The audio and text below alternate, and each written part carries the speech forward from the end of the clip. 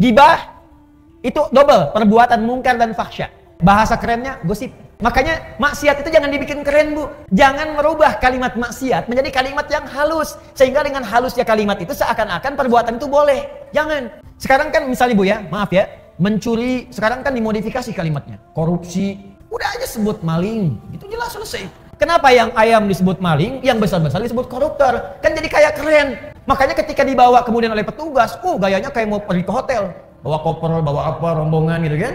Udah ada sebut maling, udah selesai.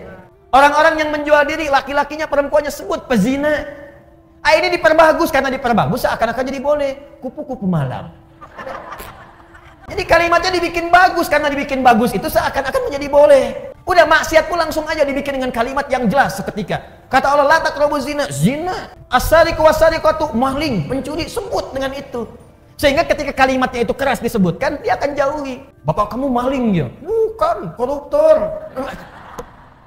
Karena dibikin bagus. Nah, jadi orang kalau salatnya benar itu, pasti lahirnya akhlak. Dia akan menjauhi perselisihan. Dia akan menjauhi gibah, gosip. Awas, Bu. Maaf ya, saya tunjuk Ibu. Karena memang pesan di Qur'annya itu lebih kuat ke perempuan. Laki-laki mungkin, tapi perempuan lebih kuat cenderungannya. Itu ada di surat Ibu. Ya, surat An-Nisa ayat 34, paling kiri sebelah atas. Nah, sekarang lihat. Fas-salihatu. Ciri istri salihah itu kata Allah yang utamanya ada dua. Satu,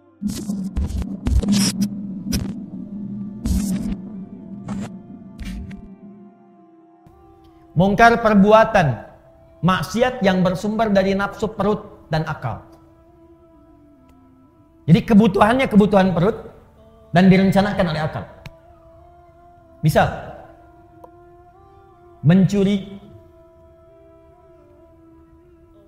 korupsi, mencela, berselisih, berdusta.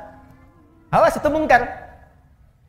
Mencela itu perbuatan mungkar, makanya ada larangan mencela. Quran surah ke-49 ayat yang ke-11. Ya ayyuhalladzina amanu la yaskhar qaumin qaum, jangan saling mencela. Gibah itu double, perbuatan mungkar dan fahsya. Gibah, Bu. Ya, bahasa kerennya gosip. Ya, makanya maksiat itu jangan dibikin keren, Bu. Jangan merubah kalimat maksiat menjadi kalimat yang halus, sehingga dengan halusnya kalimat itu seakan-akan perbuatan itu boleh. Jangan. Ibu katakan aja begitu. Sekarang kan misalnya, Bu ya, maaf ya, mencuri sekarang kan dimodifikasi kalimatnya. Korupsi, udah aja sebut maling, itu jelas selesai. Kenapa yang ayam disebut maling, yang besar-besar disebut koruptor? Kan jadi kayak keren. Makanya ketika dibawa kemudian oleh petugas, gayanya kayak mau pergi ke hotel. Bawa koper, bawa apa, rombongan gitu kan. Udah ada sebut maling, udah selesai. Ya. Orang-orang yang menjual diri, laki-lakinya, perempuannya sebut pezina. Ini diperbagus, karena diperbagus seakan-akan jadi boleh. Kupu-kupu malam. Jadi kalimatnya dibikin bagus, karena dibikin bagus itu seakan-akan menjadi boleh.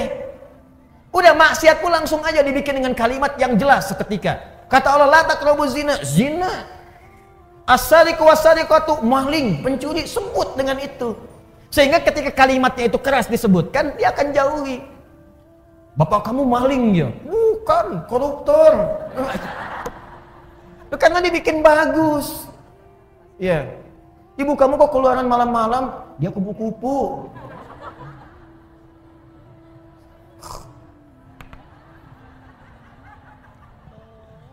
Paham?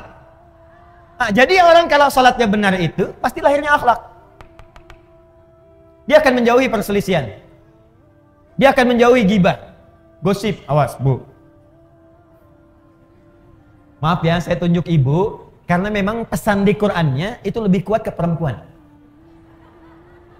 Laki-laki mungkin, tapi perempuan lebih kuat cenderungannya. Itu ada di surat Ibu. Ya, surat An-Nisa ayat 34, paling kiri sebelah atas. Saya lompat sedikit. Quran surah keempat, surat Ibu-ibu. Ayat 34, paling kiri sebelah atas. Ar-rijalu qawwamuna 'alan nisa bima faddalallahu ba'dahum 'ala ba'din wa bima anfaqu min amwalihim. Ada ayatnya? Oke, sekarang lihat pertengahan ayatnya. Fas-salihatu, Maka istri-istri yang solehah itu, perempuan-perempuan yang solehah itu, siapa yang ingin jadi perempuan solehah boleh angkat tangan. Baik, sekarang turunkan tangannya. Saya tidak butuh tangannya, tapi yang saya butuhkan adalah kesesuaian dengan ciri ayatnya. Ibu ngangkat sampai ke lantai 2, sampai ke kubah. Kalau nggak sesuai dengan ciri ayat ini, maka tidak akan pernah selaras dengan apa yang Allah inginkan. Nah, sekarang lihat. Fassalihatu. Ciri istri solihah itu kata Allah yang utamanya ada 2. Satu, qanitatun. Qanita, jamaknya qanitat. Ibu qanita, apa artinya? Qanitat itu artinya orang yang taat kepada Allah. Kalau dalam konteks istri, orang yang taat kepada Allah dengan cara menaati suaminya pada yang baik-baik menurut Allah. Itu cara memahaminya.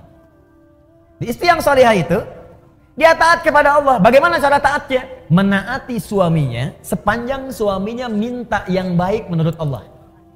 Misal, kata suami, "Ma, berhijab ya, insya Allah ya, solihah.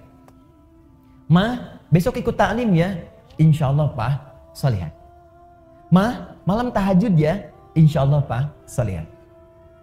Ma, besok baca Quran ya, Pak nanti aja deh, setengah solihah." Ngapain sih Pak Quran melulu? Tidak solihah. Jelas?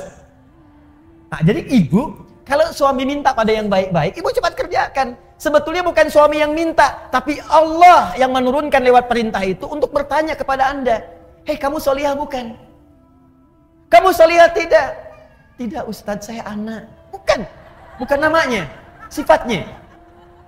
Di ketika lewat kemudian di kalimat Ustadz, apalagi di kalimat suami, itu untuk mengecek sifat solihah itu ada tidak. Mama, nanti mama malam tahajud ya, kalau papa terlampau capek mama bangun. Papa gimana sih nyuruh tapi tidak dilaksanakan? Jangan lihat kalimat itunya bu. Lihat kalimat perintahnya, boleh jadi itu titipan Allah untuk menaikkan level solihah ibu. Karena itu ketika suami dipasangkan dengan istri, seringkali Allah kirimkan kemudian karakter-karakter pada suami, perintah-perintah pada suami, sebetulnya untuk menyempurnakan sifat istri. Itu hikmahnya. Dan sebaliknya, diturunkan kemudian pasangan pada istri yang serupa, karena ini kemudian lahan untuk menyempurnakan sifat suami. Makanya pasangan itu pasti sesuai. Dan jangan pernah mengharapkan pasangan orang. Kenapa suami saya tidak seperti Ustadz ya? Udah itu jalurnya. Jelas ya? Nah, cirinya itu. Tapi kalau suami memerintahkan kepada yang tidak baik menurut Allah, ibu boleh tolak. Dengan cara yang lembut. Ma, besok papa ada family gathering di perusahaan. Mama kan tahu level papa di perusahaan. Yang lain gak ada yang pakai jilbab, ma. Lepas dulu lah, paling cuma 30 menit. Ibu boleh tolak dengan cara yang lembut. Pa, pekerjaan rezeki itu sudah Allah atur, Pak. Yang belum teratur kan surga kita. Mama khawatir ketika jilbab ini dilepas kita terpisah di surga. Lebih baik kita kenakan ini, dan ini bisa mengantarkan kita pada rezeki yang baik dan ridha Allah Subhanahu wa Ta'ala. Khawatir gimana kalau nanti saat dibuka mama wafat? Siapa yang tanggung jawab? Itu lebih indah masuk ke dalam hati dibandingkan dengan celaan dan kagetan. Lepas dulu ya, Ma. Apa? Amin. Itu begitulah. Walaupun memang tidak mudah. Ustadz juga sama ya. Sama. Makanya jarang Ustadz ceramah bawa istrinya. Itu sangat jarang. Ini live mas. Nanti kita selesaikan di rumah. 2. Nah ini kaitan dengan yang tadi. Hafizatun lil ghaibi bima hafizallah. Jadi istri salihah itu adalah menjaga nama baik keluarga, suami, khususnya ketika tidak sedang bersamanya. Perhatikan baik-baik. Yang telah Allah tutupi. Jadi kalau ada aib di rumah tangga, kata Allah jangan buka keluar. Ini jaminan Allah bu ya. Sepanjang ibu tidak buka keluar, maka Allah akan tutup sampai dengan hari kiamat. Makanya kata Nabi, kalau ada peristiwa terjadi malam hari nggak enak, siangnya jangan dibuka, tutup. Kalau ada peristiwa siang, jangan dibuka malamnya. Nah ini yang terjadi seringkali, siang masih dibuka. Dan sekarang wasilahnya banyak, media sosial. Dia nggak keluar rumah, tapi bisa bikin status di dalam rumah. Nah, yang paling tidak elok itu kadang-kadang ini menjadi bahan untuk berbuat maksiat. Padahal dia sholat, tapi masih dikerjakan. Yang digosipkan bukan urusan luar, yang dibawa keluar justru masalah di dalam rumah. Judulnya memang pengajian, datang. Ustadz belum tiba, ketemu kawan, saling bersalaman. Apa kabar? Iya sayang, kemana aja? Alhamdulillah sehat. Gimana kabarnya? Baik. Keluarga gimana? Sehat. Suami gimana? Di situ masalahnya.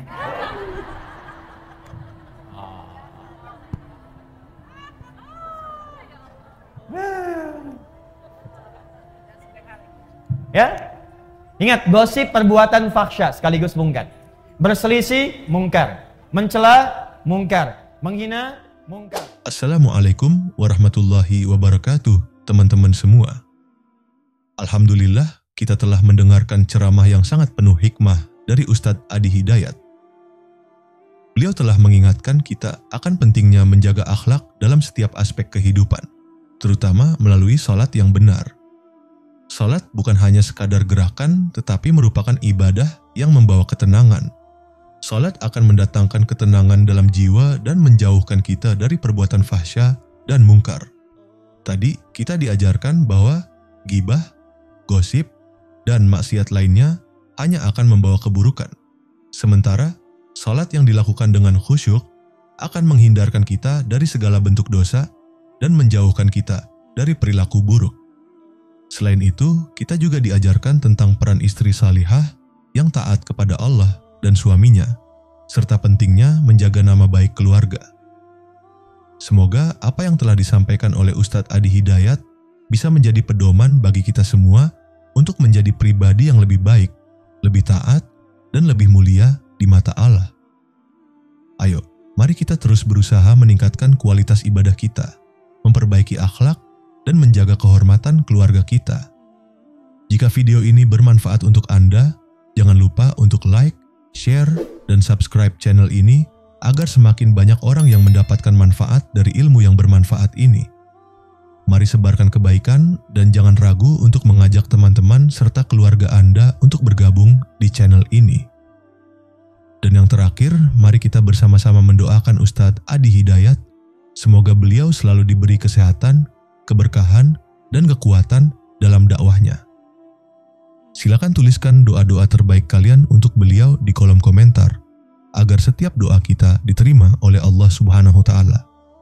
Wassalamualaikum warahmatullahi wabarakatuh.